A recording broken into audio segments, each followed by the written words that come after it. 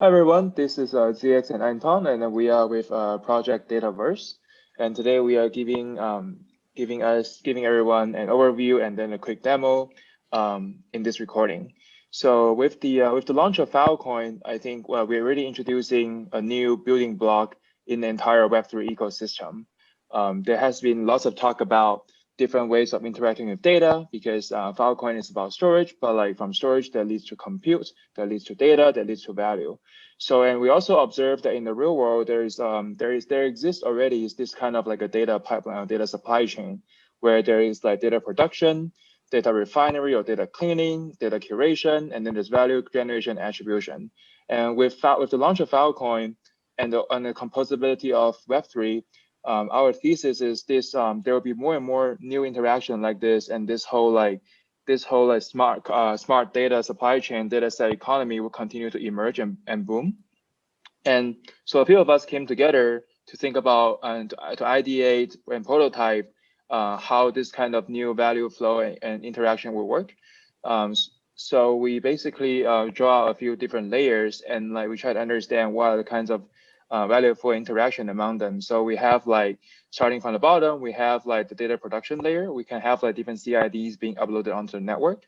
And then for some of these interesting content we may find interesting, we persist that into sectors on Filecoin, or we make deals as a client with miners. And then there's also a bridge layer that can actually export this kind of Filecoin state to other system. We would like to do some kind of light client or some kind of proof, but I think in the meantime, I think some kind of Oracle service could work just fine. And once we do that, we're basically exposing the state of the Filecoin network to the to other external systems, such that business logic can be built in the form of smart contract.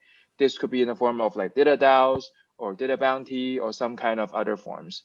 So in our team, we have Anton, Alex, Dirk, Nicola, Raúl, and myself. And then we have a few projects running together along this theme. So Alex built a data bounty actor on Filecoin layer, where basically someone can put up a bounty for some CID, and then when like people store that on Filecoin, the bounty get paid out. Raúl also created a data token actor, where we can now associate token and value with like each data set. This is one way of doing this kind of like new Dataverse style interaction. There's also another way where Anton, Nicola, and myself, we design and build the Filecoin Oracle service, where basically export states from the Filecoin network, such that you can trigger events on like Ethereum smart contract, for example, just to inspire more developer interest and try to like try to be a prototype of like how things can work.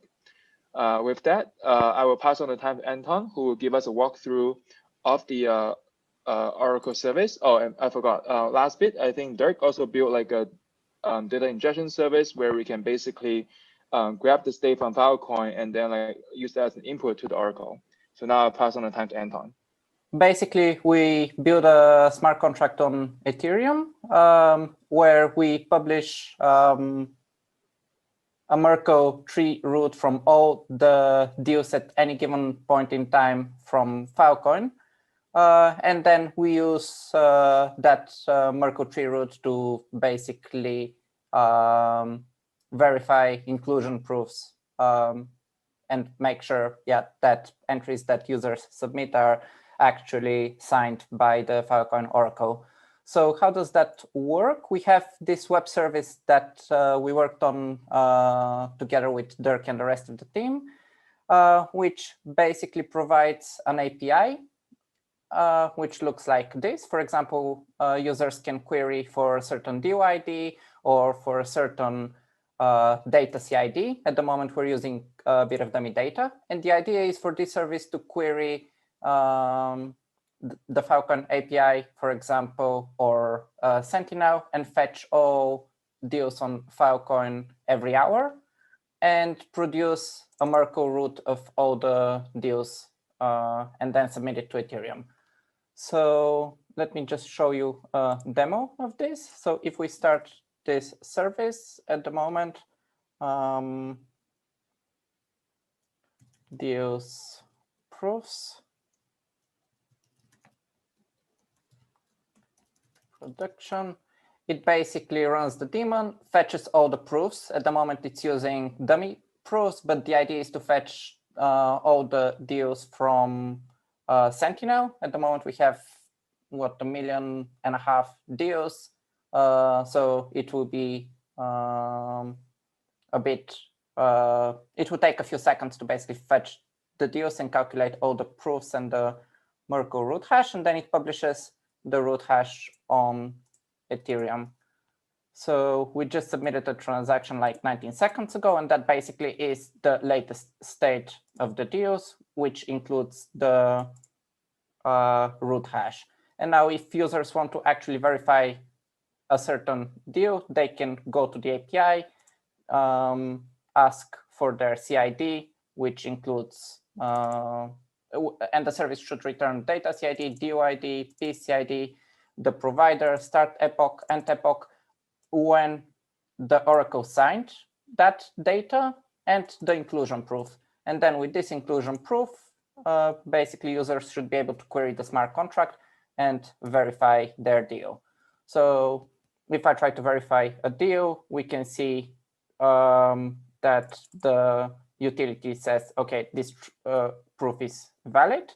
And if I change one of the parameters, so let's say start epoch, change it from 10 to 15 to modify the message, we can see that the query returns false, and yeah, basically the proof is not valid.